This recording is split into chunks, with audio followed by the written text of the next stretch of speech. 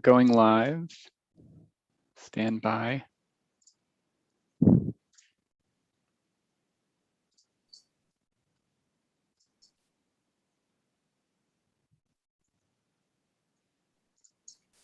Not a bass or a cello. That's a bass. Yeah.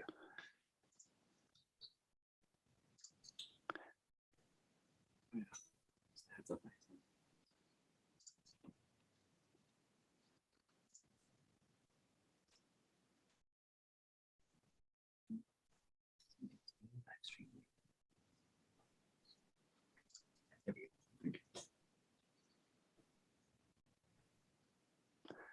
Oh.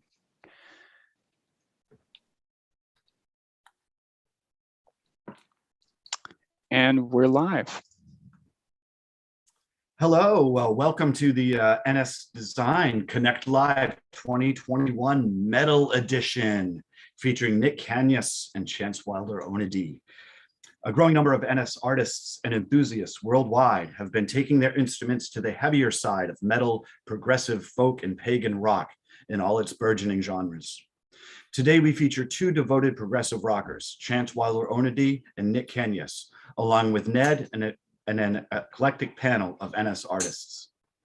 This event is devoted to the techniques, gear, and approaches behind this thriving segment of the international music scene, featuring a video premiere and song playthrough by Nick and his band Nautilus versus Pangolin, looping demonstrations, and original compositions by Chance Wilder Onody. We're excited to hear about Nick and Chance's journey exploring and explaining specific progressive bass styles on the NS Radius bass guitars, Omni bass, and upright basses. Today, we have some special NS artists joining us. We have John Maltabano of New York City band My World, Louis Ochoa of the Video Game Orchestra, or VGO, who just released a wonderful Live in Brazil DVD. We have Scott Laird of the North Carolina School of Science and Mathematics, and Paul Priest of Jericho Woods. So welcome everybody. And I think we're gonna start with a premiere video of Nick Cañas's band Nautilus versus Pangolin. And the tune is called REM.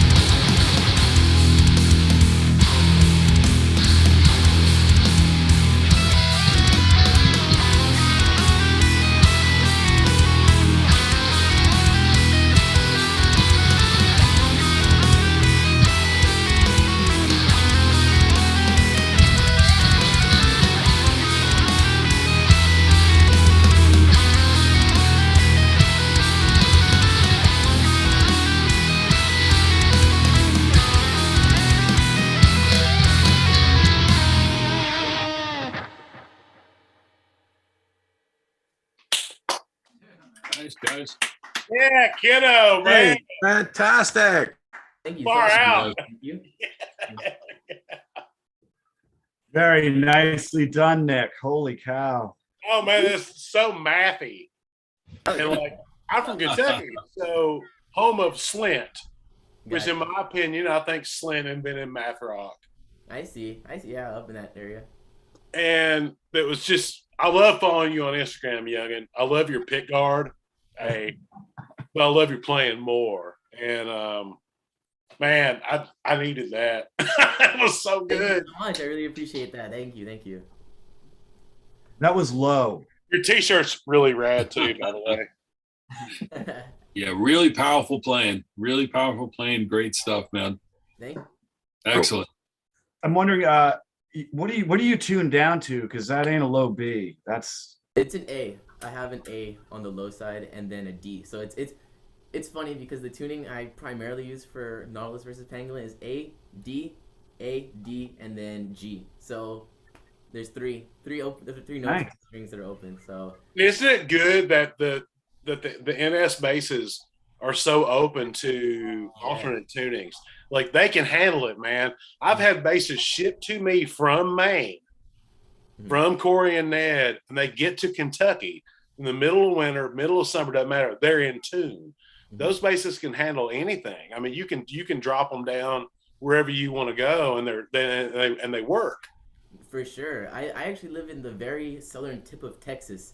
So it's across the entire country, and I got this bass from them. And when I got it, I mean, I barely had It was to tune insane, anything. wasn't it?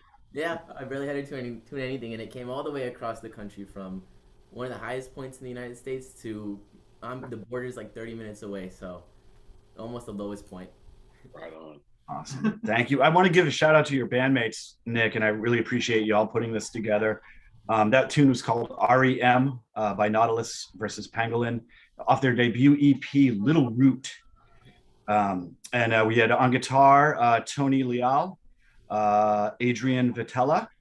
I don't know who was playing bass. Oh, Nick Cañas, that's right. Yeah, I don't know. And drums, rocking the drums was Andrew Kane. That was fantastic. Great mix, great sound, man. Because you say REM to guys mine and Corey's age, we think, Yeah. REM. Yeah, It was so good. Yeah, man, I was really impressed with the mix right off the bat and how deep in the groove you guys were. Just from start to finish, it just grooved the whole way through. Really nice. And I noticed the low. It's really cool. It's pretty infrequent that you can actually see the string vibrating. I was like, wow, I'm watching it going at real time. I can see that the number of the hertz that are going along. So pretty awesome. Great job. I wanna So give- really Tell us more.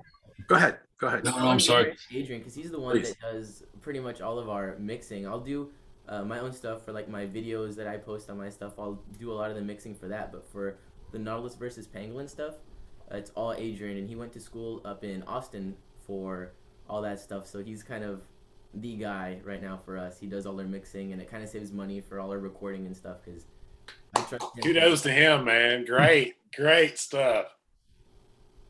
Very cool. I think we're gonna move to Chance now, who's gonna do a little demonstration for us. I think don't know if he's set up to do a full size upright bass or if he's gonna be playing the Omni today. I think he's gonna play one on each. Might do a little bit of both. Where get over to right, the big upright bass.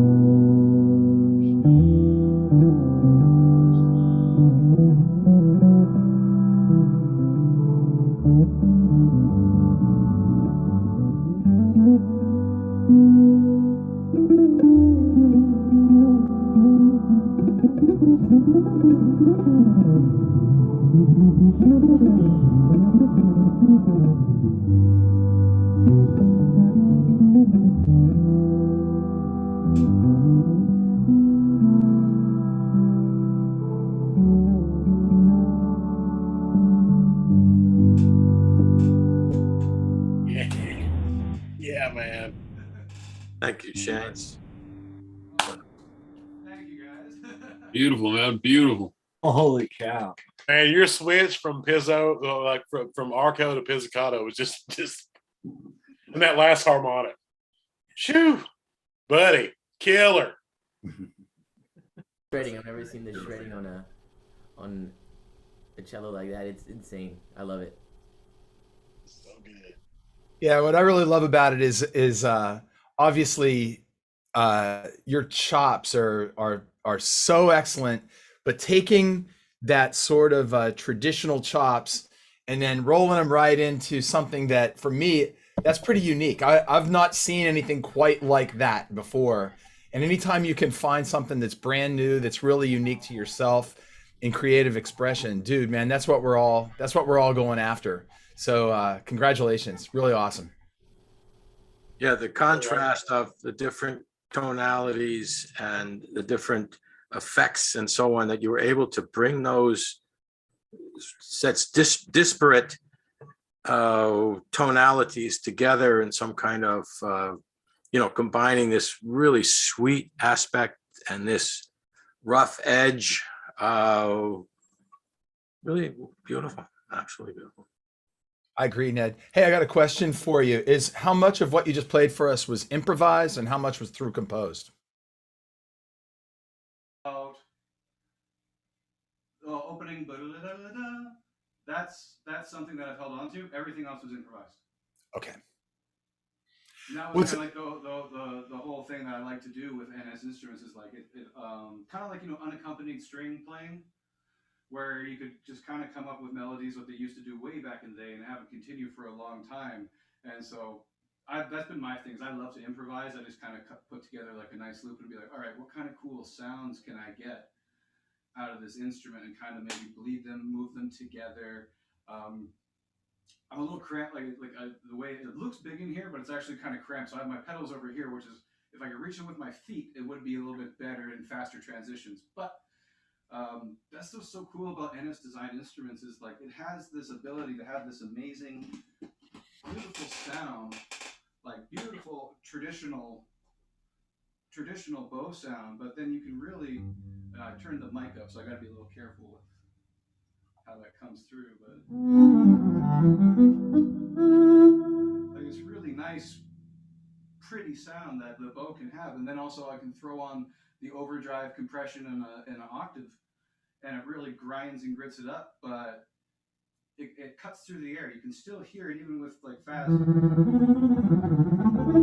Like the instrument responds right away with whatever you're doing. And yeah, I have kind of odd bowing techniques where I'll play really quick and kind of have it balance between my pinky and my index finger for the counterbalance of the weight, so I can move it really quick. So it's a mix of my wrist and my fingers moving to get that fast, but you can hear every note that goes by, and you can play really nice, quick things. It's almost like, you know, being like a frustrated violinist.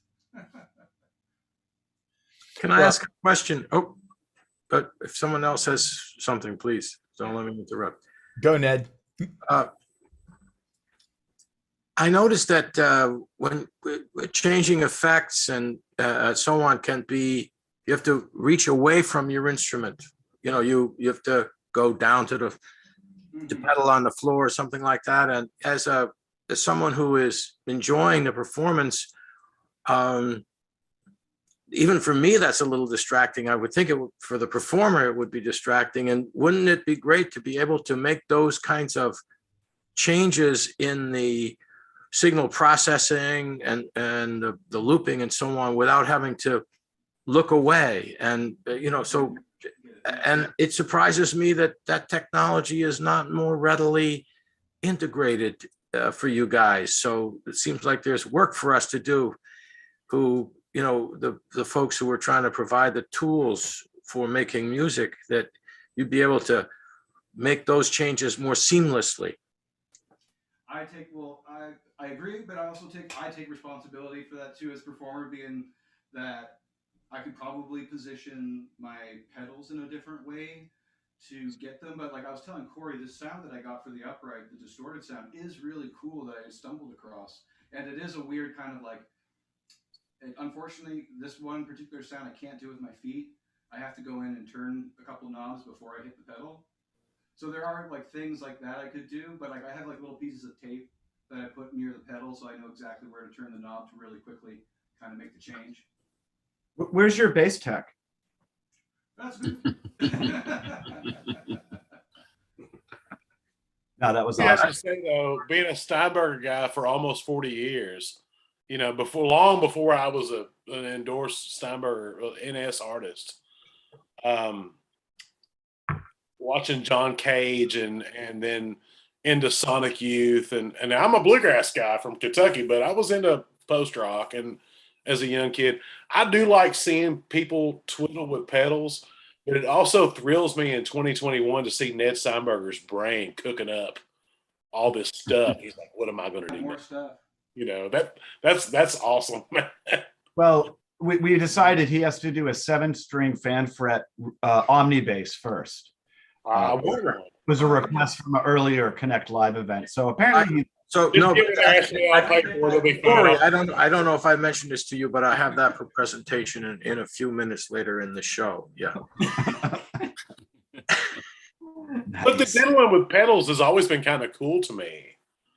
I don't know. I've just always kind of liked it. I guess growing up watching old videos of Jimmy and guys like that, just down diddling with their pedals. I kind of like it. It doesn't distract me at all. I think it's cool. But if Ned's got something in mind, I'm all in. Oh, it's really, that's not my field, honestly. You know, the electronics and all that, I'm a mechanic. And so I was more or less accusing my colleagues of not providing you guys with, you know, adequate technology to make everything smooth. You know, I mean, after all, the electronics guys are so far ahead of us mechanics anyway, but it's very interesting to get your perspective. And I think that's a part of it, that there's a certain kind of feel to what, to working the knobs and everything. But as a non-musician, you know, when you guys pluck the strings, that's the music for me. And then to see you guys going down and turning knobs, I do find that a little distracting. That's just me, you know. You're way too modest, my friend. I know your brain's already cooking up something. I completely agree with what you're saying, because, you know, from you know, basically with both what Chance and Nicholas are doing, you know, both of you guys were, you know, really, in my opinion, you know, pushing the boundaries of the bass. You know what I mean? It's like, whether it's from, you know, the you know, the upright version or the electric version, you know, from what Chance is doing with what you're doing with the different effects and stuff like that. And Nicholas too, where you're, you know, and I find that it's improved so much in the last, you know, I would say 5 years, with overdrives and distortion. You know, it's like trying to get that balance between not losing the low end, but still getting that nice amount of grit on top to make it sit in a mix. You know what I mean? Because a lot of times that just wasn't available, you know? So I think that's what what these instruments are allowing everybody to do too, is to kind of push those boundaries. And Ned, I completely agree, you know, because I do use quite a few effects, you know, but a lot of my performance are vocal too, you know, so it's like having to step on pedals all the time is kind of awkward for me, you know. So I agree, if there was a solution where you can do it, I guess to a certain extent manually, that would be a nice thing, you know. But, you know, something attached to the instrument or something like that, you know, that's always been a thought that I'm sure it's a huge challenge, because there's so many choices.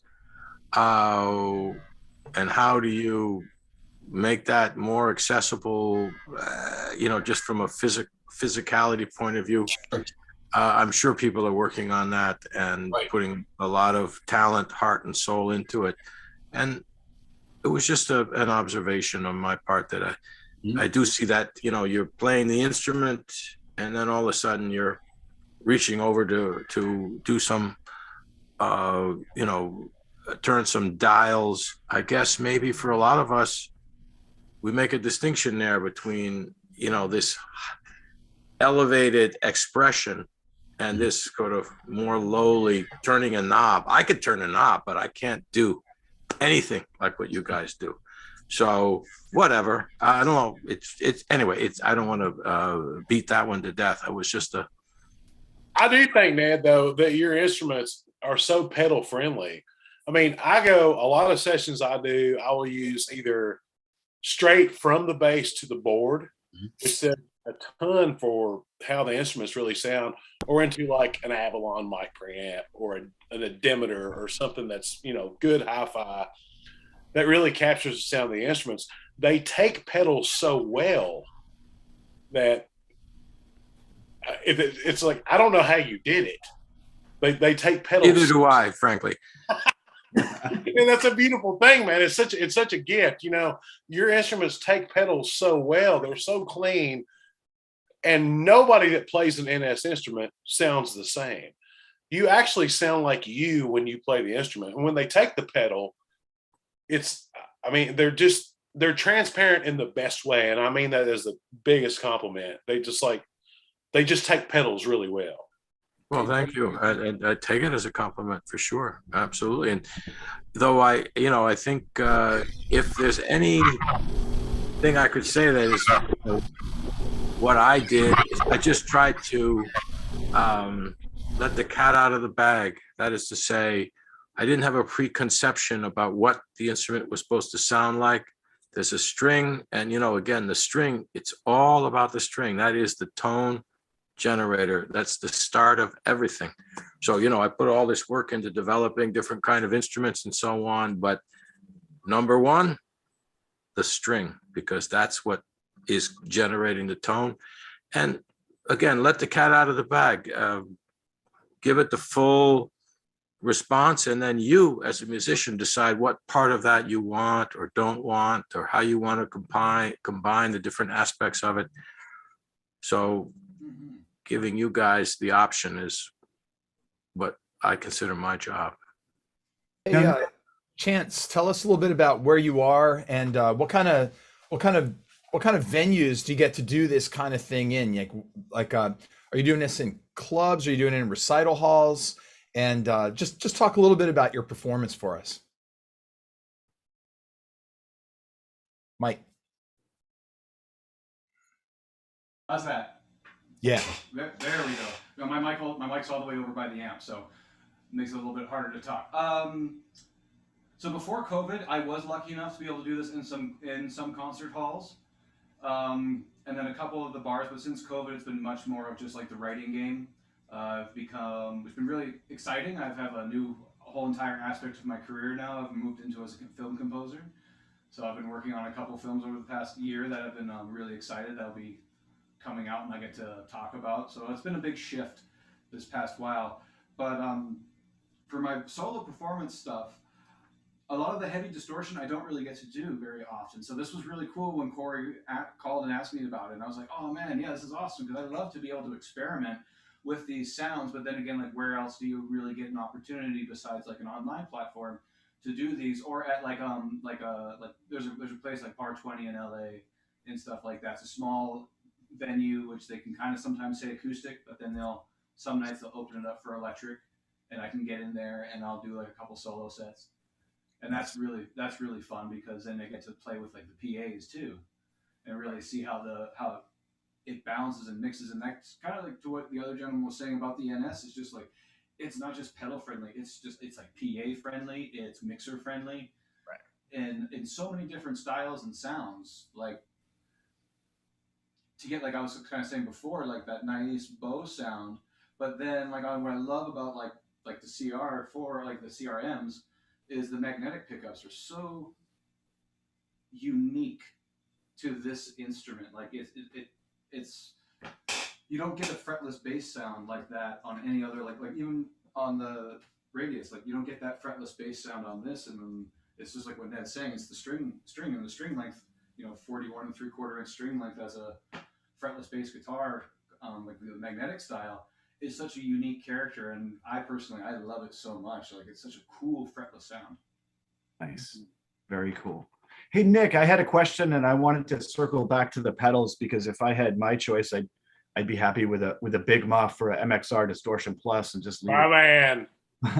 But Nick, I know like a lot of your band, you're probably using like the multi-effects units that are all pre-programmed, and it's amazing because you sound fantastic, especially all you guys just playing that tune, REM. But do you ever feel limited that you can't change a setting without like reprogramming half the stuff? Or no? Okay, so I'll go over what I use. So I'm only using two pedals. I have the HX Stomp and the Dark Glass Element. How I use that is with my HX Stomp, I go straight into this pedal, and this is where I get my effects. And like y'all were saying earlier, you want to have a solid low end and a distorted high end when it comes to bass.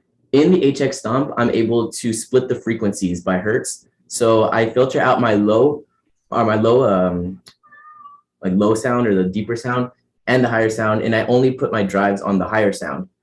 And you can EQ and compress both of them differently. After that, I go into, and I also have my amplifier simulation in the HX Stomp. And you can load in different cabs and stuff, but I don't use any of the cabs in the HX Stomp, because that's what I use my Dark Glass Element for. The Element is only a cab simulator, but it does so much more. What I'm doing with it is I have a dark glass cab on here that is preloaded. It's a 410 dark glass cab.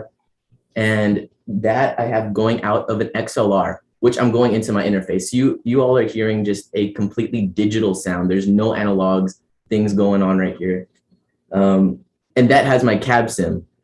The dark glass element also has another output that is unaffected by the cab sim. So all my effects are going into the dark glass. One signal is getting sent out into the PA or an audio interface like this. And I like doing that because it gives the audio person or the sound person that's live, no disrespect to sound people, but I have all the control of my tones. The only thing they have control over is the volume. And that, like I said, that's one output. The other output is completely unaffected by the cab, and that's what I send into my real cab. So I don't have two cabs going through the real one. So I have kind of two very similar but different sounds for my live performances. So the PA is blasting out something with my cab sims, and then the stage sound and whatever's up front is all going through my real cab. So as a band, really the only thing a sound person would have to deal with is basically the volume of everything. Yes, we all have this thing going on where we're all going into a cab, and then we split the signal going into an XLR output that has our cab simulation on there. And that's the way everyone does it now. Yep. And No more Holland SVT cabs for you, Corey. yeah, and something I know y'all were mentioning mix or having the effects change on their own. You can do that with the HX Stomp. Like, this is one of the coolest pieces of technology that I think has come out recently, because you can use the MIDI on this. And I actually have a MIDI switcher. So my pedal board, like Corey was saying, it does kind of suck that everything is programmed, or every patch has a specific program. But with my MIDI switcher, which is here, you can see it, I can change those patches with a click of a button, like it's one pedal, and it changes everything, like the entire signal chain, just with one button. And if you wanted to do something in the studio live, in order for me to not press anything at all, you can load up a session in like Ableton, and then that with the MIDI can also switch the pedal on its own. So as long as we're playing to a click track, we can set this up to switch on its own, and I don't have to step on anything at all. But I kind of like the pedal thing, and plus you'd have to bring a computer and an interface if you're playing all that live. So it is possible. And it limits your ability to improvise too, if it's all pre-programmed, right? So these are all different elements of the performance that you have to trade off, I assume. Yes. Nick, you're really you speak so very well with the gear. Have you ever thought about doing any product demos or anything? Oh yeah, I'd love to. Nick, on Nick's channel, his YouTube channel, he has a plethora of product demos, and he does a wonderful job. Obviously, he's very knowledgeable about all the gear he uses, and even the ones he just does demos for. So be sure to check out some of them. They sound fantastic, and you just lay it right out on the line how it is. It's great. Thank you, appreciate it. You got Yeah, it. hey, I want to tell you that was so super clear, and I'm over here now looking up. Okay, I got to get an HX Stomp. Let's go put on my violins and everything. I love the HX Stomp. Like, I can't imagine it without it. Our guitarist Tony also uses it too, so they're excellent for bass and guitar. It's kind of a one-stop shop for everything. Like this, my whole rack unit here it works perfect for bass and guitar. Thanks for explaining it so clearly. Really good. Thank you, appreciate it. Let's hear something from you. You want to play Brains for us? Sure, yeah. Please. Let me tune up real quick, and we'll get to that. So, yeah, he's gonna. Thanks, Nick. He's gonna play Brains by Nautilus versus Pangolin off their new EP. What was it? Little Root. 4 songs. All right, but we're only gonna hear Brains right now. Thanks, Nick.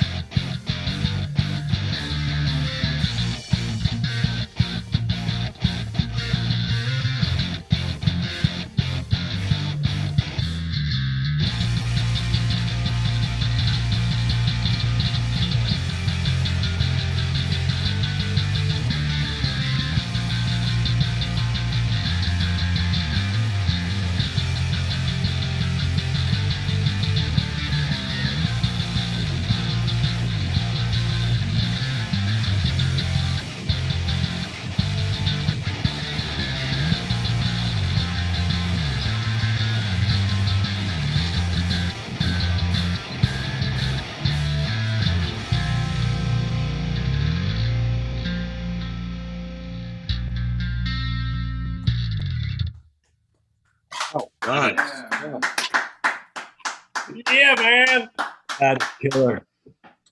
Thank you so much, everybody. Thank you. Thank you. Awesome. Yeah, man, that's The tapping so tight. and the way the bridge and the fretboard and all the NS stuff, the way they're set up, when they send them to you, they're ready. They're ready for that, and not all bases can take that. I mean, For sure. you know, on old weird, somewhat playable and some not playable bases, when you do your tapping on that bass, it is clear as a bell, man. It's Thank you. So how do you have the instrument set up to deliver that? Right, you know, you've got your piezo, your magnetic. What is your how do you set the instrument? Okay, so over here on the knobs, it's not too bad. I kind of turn them how I get everything ready before a performance. I just turn them all up first, and then with this knob, if I forget what they are, I just kind of memorize where to put them. I turn this down a little bit, and then the second one next to the volume also down just a little bit, and that's it right there. But I actually adjusted the neck a little bit to be super low action, like super low, and I noticed that I get a lot of fret buzzing with that. And I know bassists don't like that, but when you're running through a bunch of different effects and especially distortion, I've learned to really like that sound, especially with my cleans. Let me see, I can do a quick demonstration with the cleans real quick.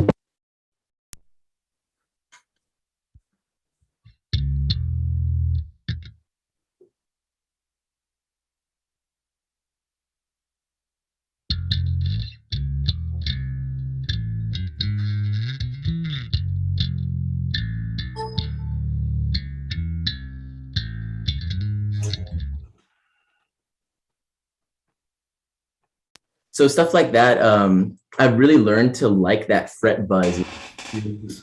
A way you can kind of make it more musical, you know, instead of having that buzzing or hearing the fret noise be a problem, you can add more of a musical You can characteristic. control it too, with how hard you It sounded pluck, really right? So you good. can get all these different tonalities. If you hit hard, you get a lot of that, and then if you hit lightly, less, right? So it's all part of the expressive palette. Yeah, and then it also depends, you know, where you're plucking down here, because I noticed down here it's a lot smoother, and right here is where I get a lot of that nice fret buzzy sounds, which I use a lot for the heavier stuff, and that's usually where I'll do my slapping and my double slaps is right here, because I can get. Nick, you're not supposed to do that. Sorry, you're not supposed to do that. That's why we're breaking rules here. It's metal. It's supposed to break rules. I love how you emulate the pick with your thumb. Yes, that's something too. I love that. Growing up, I listened to a lot of like 80s and 90s music, and they used a pick to, you know, really dig in. But more recently, bassists like Evan Brewer and Jacob Umansky have been a lot of my inspirations for using that thumb and slap as kind of that pick sound, and kind of not replacing it, but really adding on to just the impact that it gives. And being an old guy, I automatically think Robert Trujillo channeling Cliff. Yes. You know, and of course Cliff was a finger guy, Newstead was a pick guy, Mhm. but Cliff had an attack almost like a pick guy. He And did. Trujillo could do anything. And I see that influence, whether direct or indirect influence on you, but your thumb is so clean and so pick like. It's fantastic. It's great. Thank you. Yes, I really try to aim with that pick sounder like in mind when I'm writing with the guys. It's really, you know, how can I get that drive or that pick sound? And I actually do grow out my nails. I don't know if you can see, I can't really backwards, but this one is a lot longer than my other one. So I do get that grit with my nail too. It works, man. It works. It's killer. I love it. You're Thank you. muting with your thumb some too, aren't you? What was that? I'm sorry. You're muting the string with your thumb too, aren't you? I thought I was catching up with that. Yeah. I do the floating thumb technique, so that rests on all the strings below. And then when I do dig in with this hand, I start to mute with this hand. I can put my thumb over or kind of rest my index finger and then use these. So I do muting with both sides depending on what style I'm doing. Ricky. Really awesome. Thank you, Nick. That was killer. Thank you. I'm even more tired now because you played so many notes. So let's turn it over to Chance and here's some. I think he's going to do some Omni based stuff, right? Has he left the building? I'm right Can you hear me? Hey man, your union break is over. Yes, union break is over. How's the mic? It's good. Is it good? Because I'm hearing almost like a crackling sound. So I'm wondering if that's me or something else. Does it sound like my audio's cut? I'm not hearing it. No. Okay, then that's good. So then I can.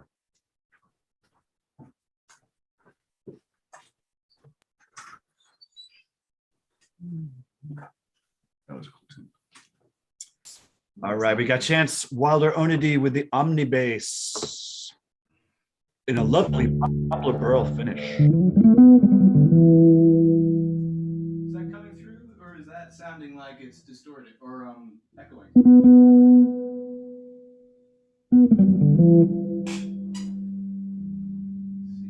Got a little verb on it, but it sounds good It's here. fantastic to me. It's got that moi, the moi we're all after. Oh,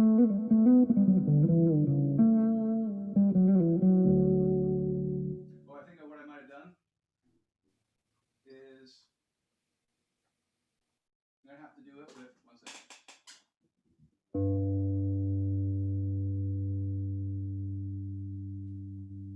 might be able to hear you guys through that way.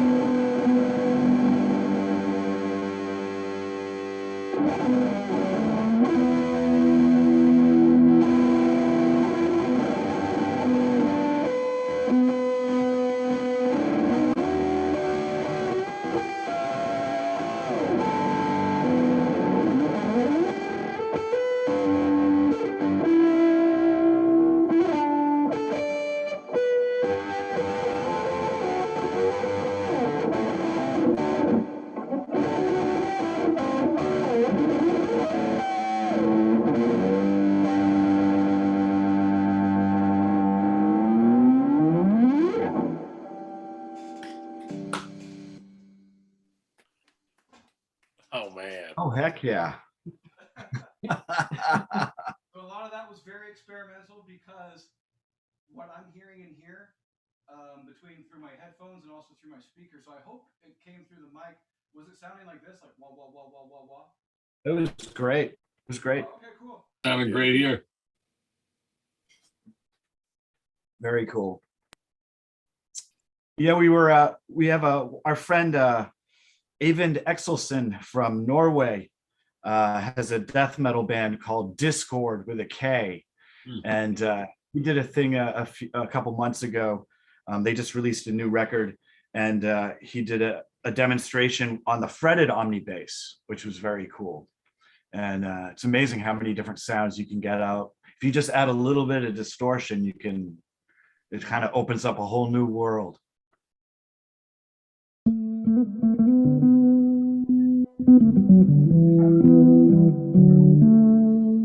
Really nice, warm, did all the way to that really heavy, or even without the octave, like that's what's cool about that.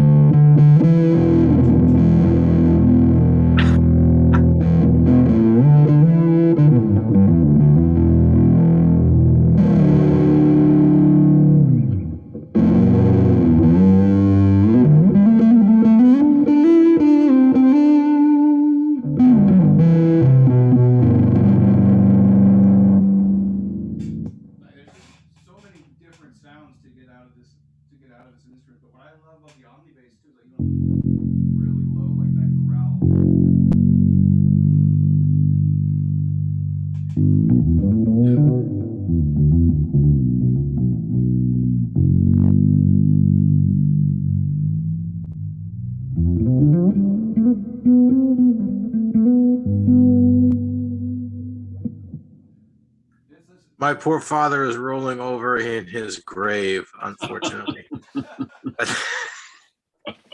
I love it. Hey, Chance, I have a question for you. Hey, how is the difference between the Omni bass and your CR5? Like, how do you feel from a performance standpoint? Like, what is your take on the feel between the two? You know, they're both fretless, obviously, but the CR5 has the longer scale, so you're going to have like a different responsiveness to it. The string length, yeah, it's the like jumping from one to the other, especially going from like the long to the short. You do have to really like. That's what's nice about like when I first came with NS and everything, like from my traditional upright. I was a little bit thrown because it didn't have like like the dots and everything. But when you jump between multi-scale instruments so often, it becomes a really nice thing to be able to like, oh, okay, I know where I am. Especially when you're going from 41 3/4 to 34. Mm-hmm. Like just even up in regular thumb position, like that's usually about my whole step. Right. And then like on here, like now that's my whole step. So it's a lot smaller. So it's really something to be cognizant of, mindful of. Like I know like right when I first switch over, I'm always overshooting it. I'll be kind of running up to do something. And then like if I'm on this instrument, I might go jump a little bit too far ahead just because I'm so used to hearing this over top.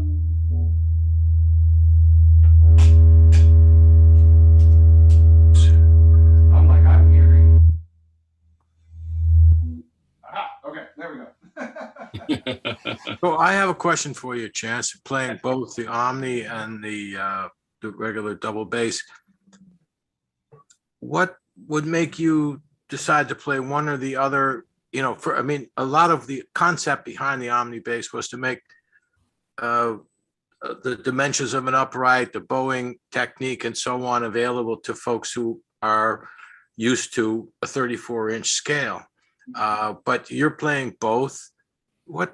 How would you decide to choose between one or the other? For what makes you want to play one or another in a given environment, musical environment? One of them right away is space, like the amount of space that I have.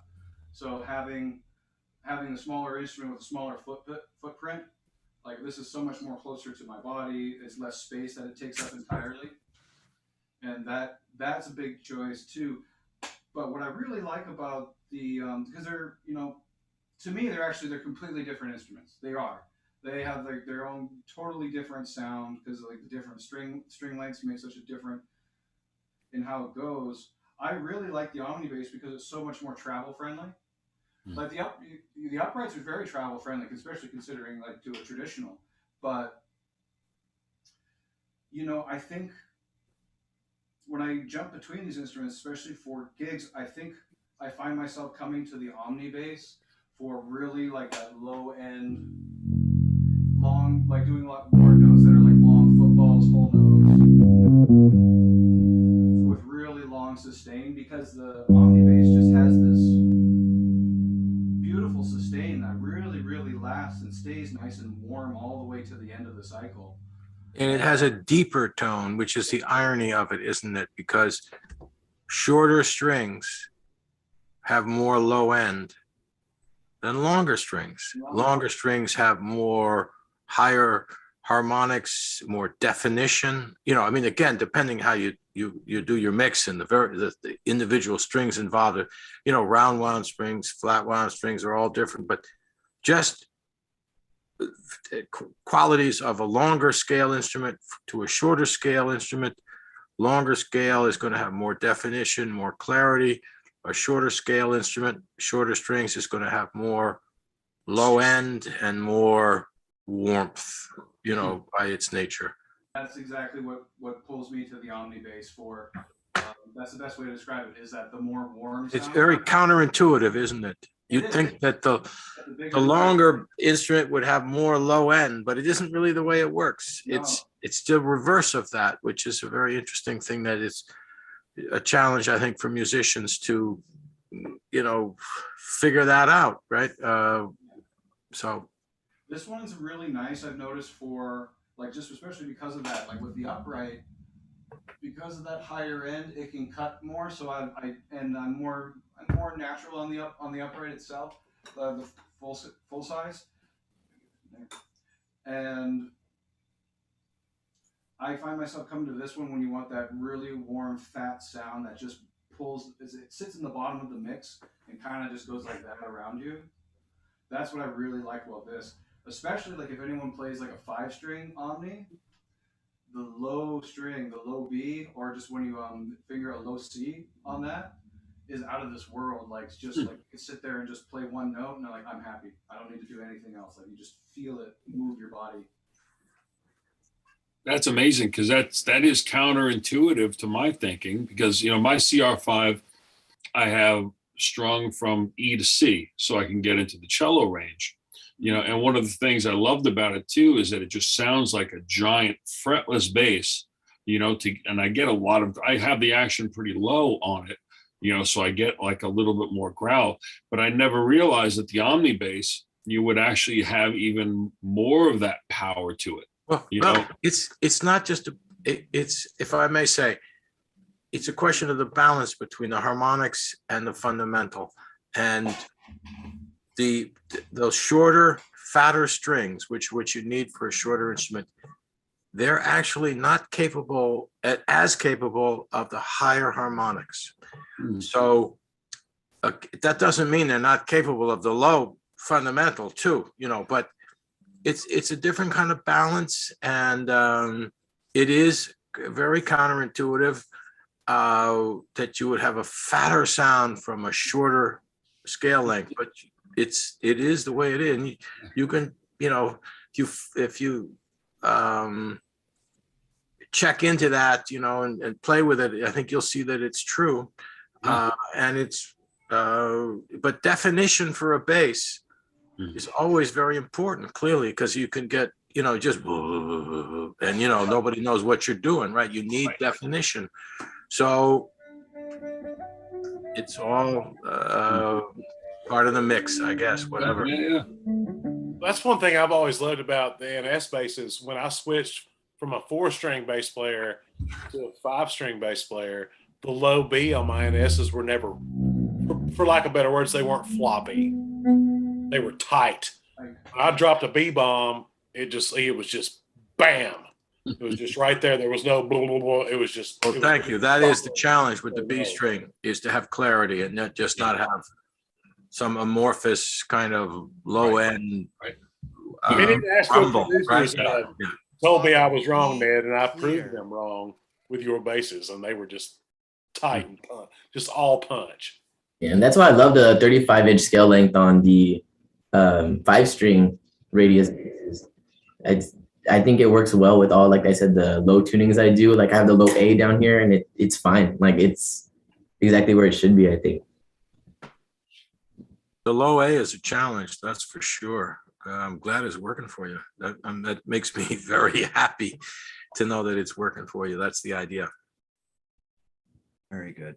Well, everybody, thank you so much. And thank you especially to Chance Wilder, Onody, and Nick Cañas, and your bandmates from Nautilus versus Pangolin. It's a little bit of a tongue twister there for me still. Yeah. Okay. Wait, I know we're trying to wrap this up, but tell me about the name. What does that mean? I've been wondering, a little, just in a word or two. What's the story? For sure. So our guitarist, Tony, he's the one with the big old beard. He has a 2-foot beard. I noticed him. Yes. Great. Our out of the box thinker when it comes to these types of things. So he thought the idea of a nautilus, which is a sea animal, fighting a pangolin, which is a land animal, is just ridiculous. So we went with it. Thank you. Now I get it. Yes. That's awesome. Very cool. Well, thank you all so much. And thank you to our special guest panelists. We had Paul Priest, Jean Maltobano, Scott Laird, and Louis Ochoa from the VGO was here for a little bit. Really appreciate it. Thank you to Ned. Really good conversations about all sorts of things to do with the bass, and thank God, distortion and metal. We really appreciate it. You guys sound awesome. I can't wait to hear what you come up with next. Thank you so much. Thank you all. Corey Regatta, the artist relations manager, and thanks everybody for watching. I got my friend Griffin here. Griffin! handles some of our distribution up at the office, and it's good. Good He's a team. very solid citizen. Thank you. Guys, do we have to stop? Y'all want to get a beer and just hang out for a while? It's been a rough couple of years. That would be good. Drive on up, Paul. I'm ready, man. I mean, it's in it moose season soon. It's already here. It's, yeah. I'm coming to Maine, boys. Can't wait to see you. Is it ever not moose season? So thank you all, Chance, Thank you, Nick, John. Great seeing everybody.